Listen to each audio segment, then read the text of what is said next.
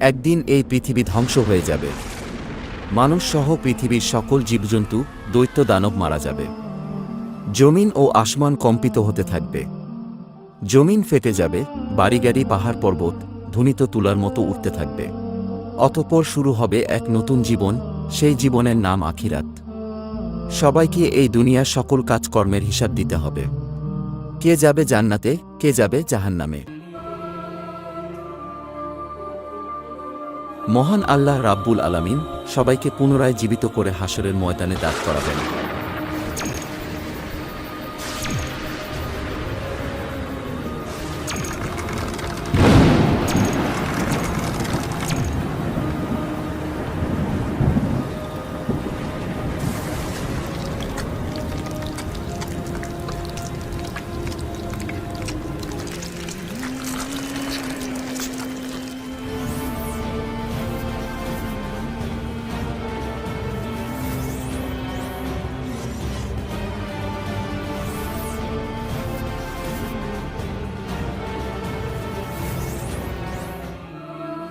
সেদিন প্রত্যেক মানুষকে 5টি প্রশ্ন করা হবে।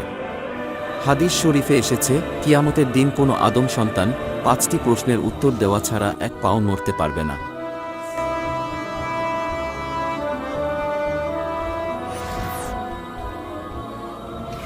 সেদিন তাকে জিজ্ঞাসা করা হবে তার জীবনের লক্ষ্য ও উদ্দেশ্য কী ছিল, এবং তার যৌবনকাল কিভাবে কাটিয়েছে, কিভাবে সে উপার্জন করেছে এবং তা কিভাবে ব্যয় করেছে, তার জ্ঞান বা বিবেক অনুসারে কর্ম করেছে কিনা, আর মহান রবের ইবাদত করেছে কিনা।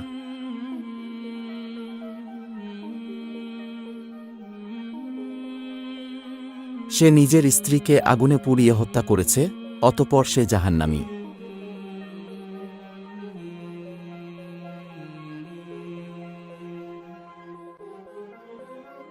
অনেক টাকা পয়সা থাকা সত্ত্বেও দান খয়রাত করে নাই, অথচ সেই টাকা দিয়ে নেশা করেছে, অতঃপর সে জাহান্নামী।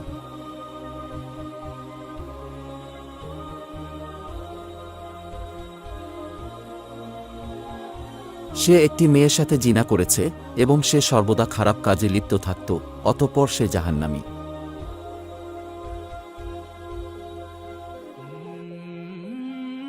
নিজের স্বামী থাকা সত্ত্বেও অন্য পুরুষের সাথে জেনায় লিপ্ত হয়েছে, অতঃপর সে জাহান্নামী। ইসলামের দৃষ্টিতে সুদ ও ঘুষ হারাম, এই হারাম কাজে লিপ্ত হওয়ায় অতঃপর সে জাহান্নামী। আল্লাহ ব্যতীত অন্যজনকে রব স্বীকার করেছে এবং মূর্তি পূজা করেছে, অতঃপর সে জাহান্নামী। যারা তাদের কৃতকর্মের কারণে জাহান্নামে যাবে, তারা অনন্তকালের জন্য জাহান্নামের কঠিন শাস্তি ভোগ করতে থাকবে।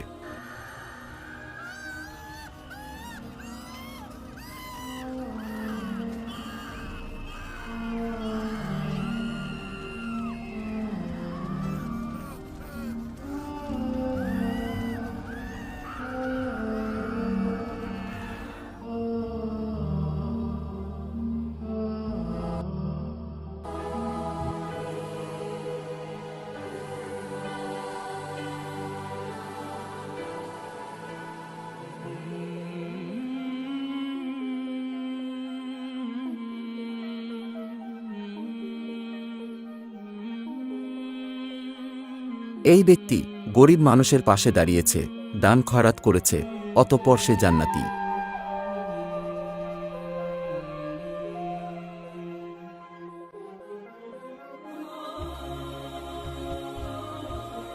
সে হালাল পথে টাকা রোজগার করেছে এবং নামাজ কালাম আদায় করেছে, অতঃপর সে জান্নাতি।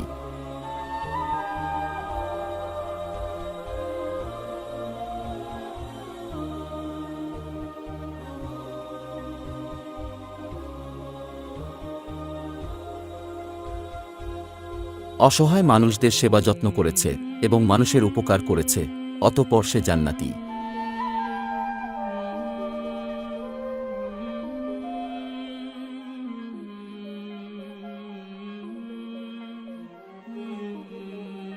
কুরআন ও হাদিসের কথা শুনে তওবা পাঠ করেছে এবং মহান রবের উপাসনা করেছে, অতঃপর সে জান্নাতি।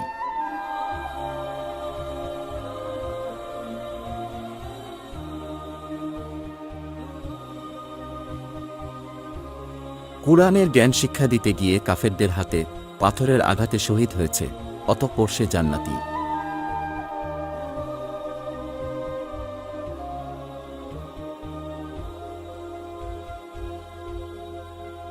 যারা তাদের ঈমান ও আমলের কারণে জান্নাতে যাবে, তারা অনন্তকালের জন্য জান্নাতের নাজ নেয়ামত উপভোগ করতে থাকবে, যা কখনো শেষ হবার নয়।